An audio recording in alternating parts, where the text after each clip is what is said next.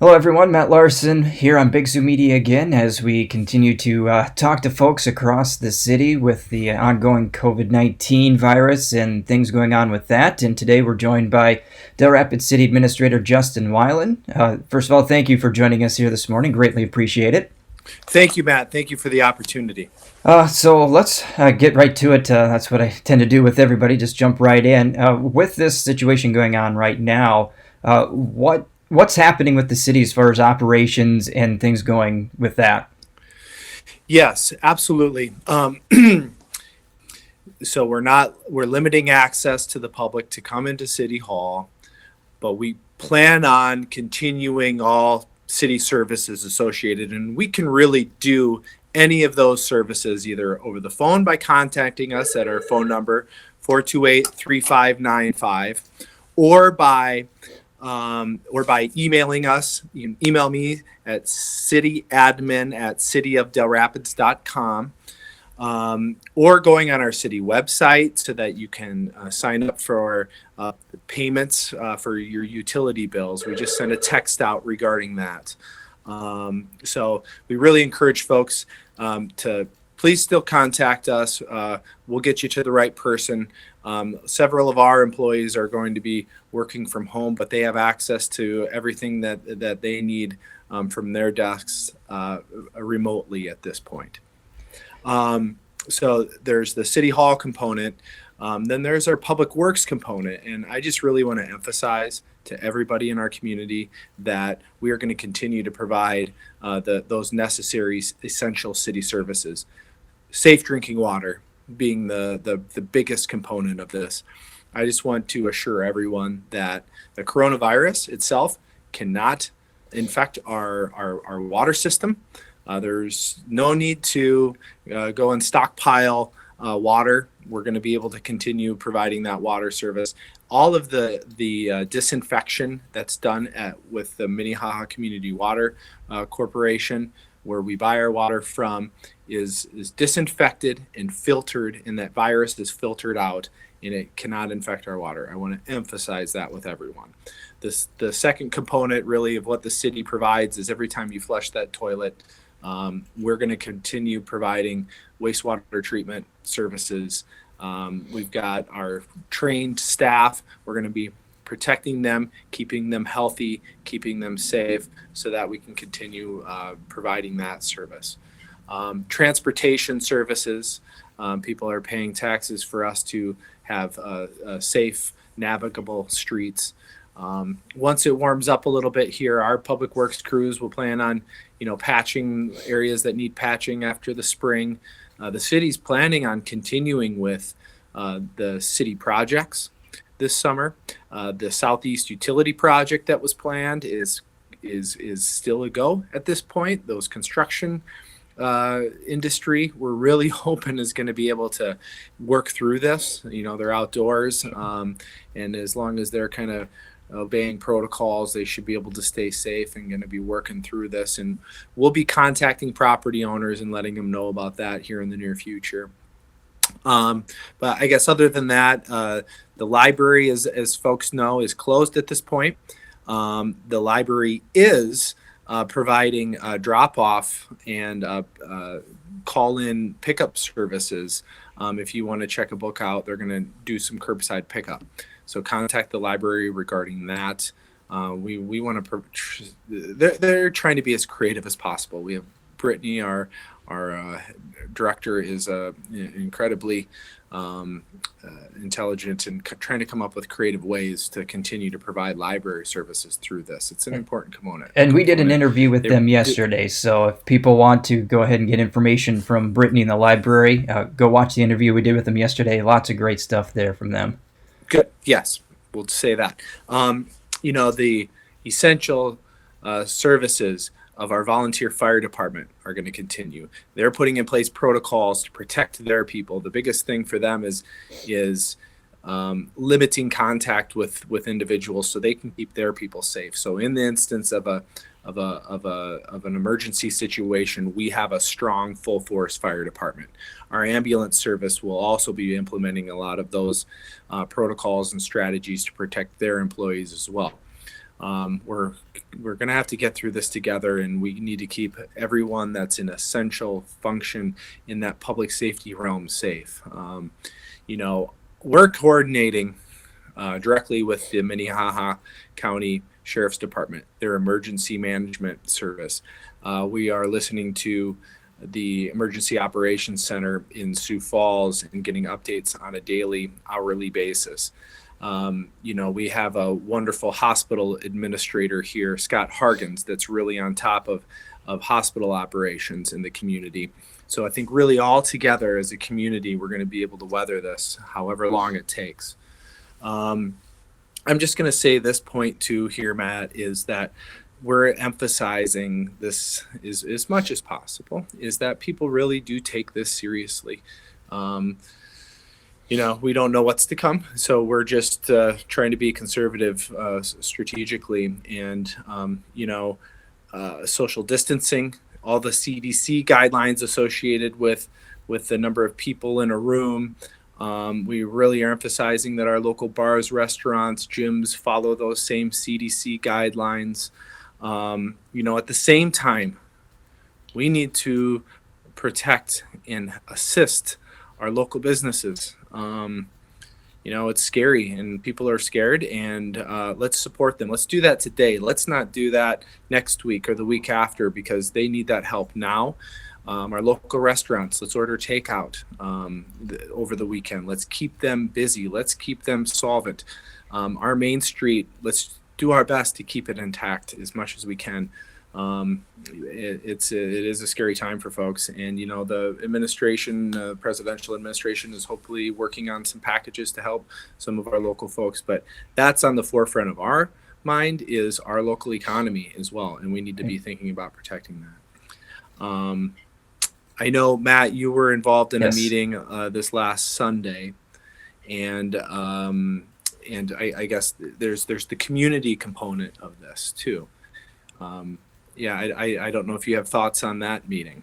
Yeah, like you mentioned, we went to that on Sunday. I thought it was a great meeting with yourself, the mayor, representative from the council. We had drama, the hospital administrator, volunteer groups, the pantry. It was a great group of folks that got together, as you mentioned, coming together as a community, where the focus was trying to figure out how we can help one another, such as the folks that were more at high risk, if they should catch it, if they feel afraid to go out and do something, and what could we do as a community? And I thought there were some great things that came out with that, and I'll let you talk a little bit about that as well. Yeah, it's this community is banding together.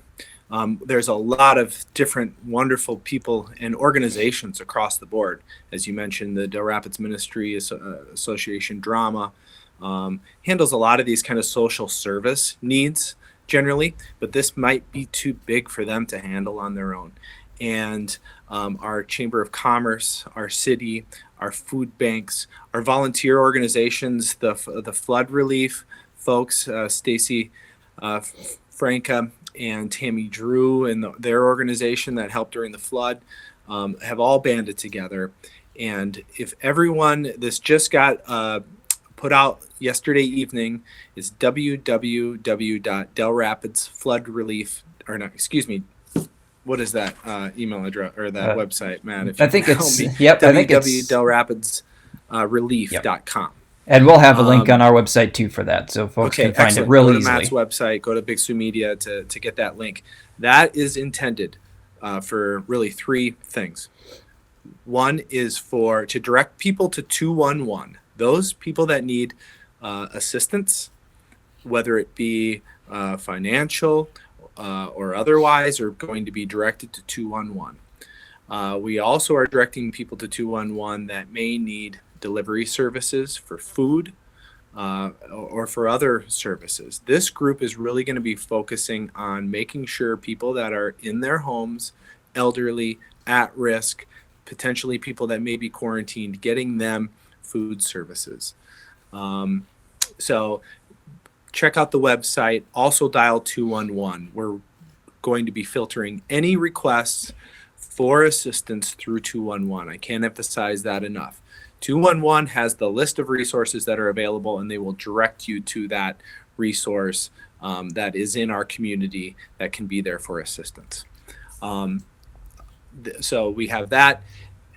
We are also recruiting volunteers. We're going to need volunteers to deliver food and do other types of requests. We may help them with the school district. We may have them help county fair deliver food as well, as county fairs personnel are going to be stressed to the max in some situations, just trying to keep the shelf stocked at this point.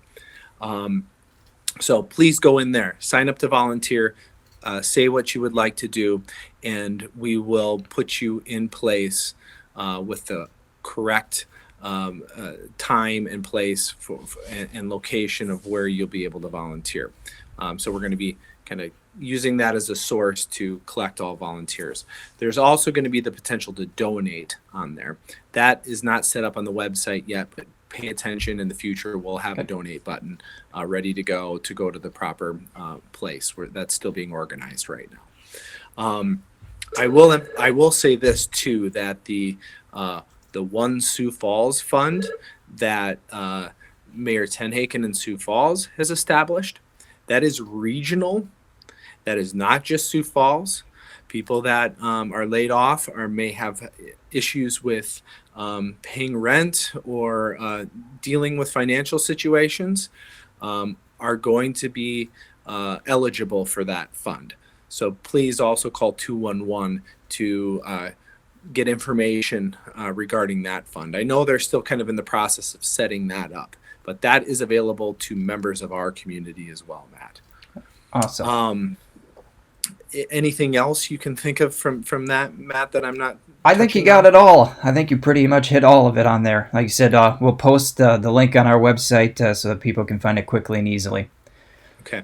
Now, as schools we know are canceled at least through next week, and people are being forced to work from home, but we've got the folks that are critical infrastructure folks that need to go to their jobs. Is there anything the city's been working with the school at all? I know Summer Schultz at the school district is working on this Haven as a daycare opportunity for folks. Please go on to the school survey, and Matt will have a link on Big Sioux Media for that survey.